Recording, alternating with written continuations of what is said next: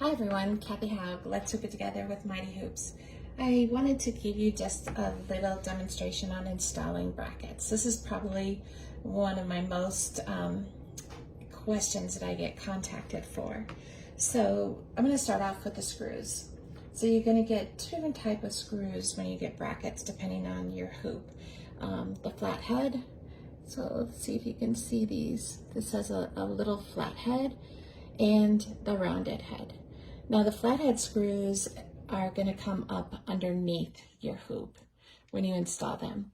And the round screws you're going to install, whoops, can't hold on to that. You're going to install from the top.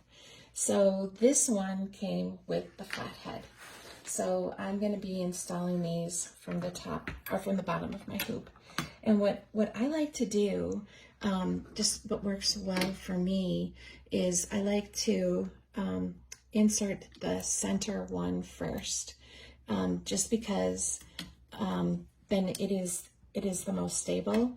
If I get the center one in, then it doesn't wobble around. If I do the top one first or the bottom one first, then the bracket is wobbling around. But if I do the center one, then it's nice and stable for me to do the other two.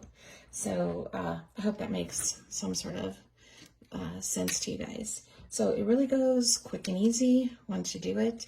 And I finger tighten it till I get them all in, and then I do take a screwdriver and tighten them up.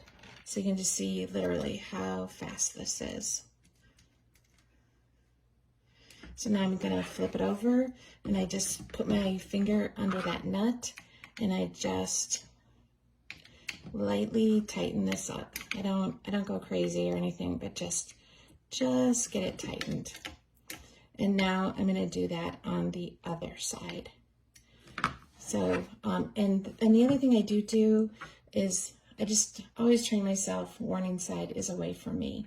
Now this hoop has the little bumps on both sides, so it probably wouldn't really matter in this particular hoop, but I just get in the habit of always warning side away from me, so that that it's just always, like I said, a habit. So now you can go ahead, I won't bore you and do the other side, but I will go ahead and do that.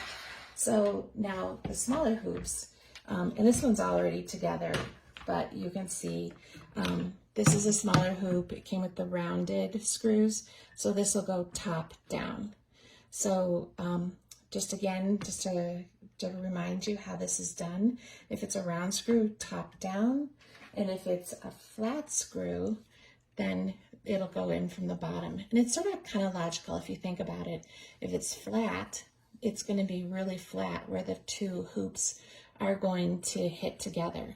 Because if it was a rounded screw, you wouldn't, the round screw and where the hoop would touch, that wouldn't logically be well together. It needs to be a flat screw.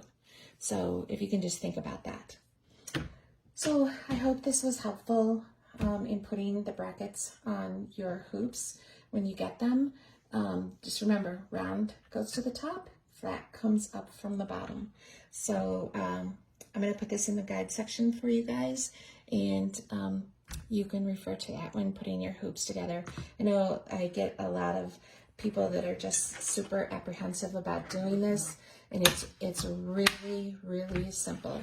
Second question, how do I store my hoops? Just like that. So when you hoop them, this is the correct way right here, and I won't put them together because that'll be a big slap because that's the strong magnet. But when you unhoop them, reverse it. So you'll see the writing is here, the writing is here, a little bit of an angle, and it goes like that. And that is the other thing too. So I don't know why, but the tab. So the tab, when I go to my machine, the tab needs to be towards me. You don't want the tab hitting the back of your machine. On some of the professional machines, I imagine it doesn't seem to be mattering, but with some of the bigger hoops, it does matter because we don't have a lot of room at the back of our machines. But you want the tab towards the front of the machine. And also you can see if you put your hoop to the side like this, the magnet is not, it's pulling away. It just doesn't want to work.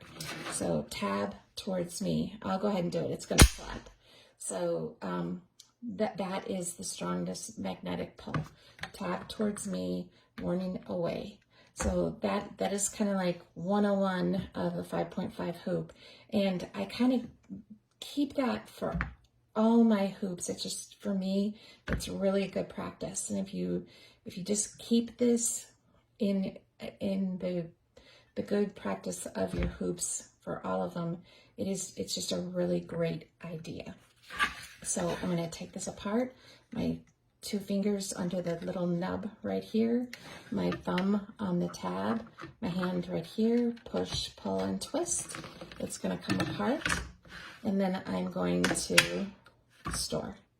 So I hope this was some basic information. So we put brackets on the hoop, we showed you how to store it, and then we also showed you that how a hoop actually goes together with the tab towards you.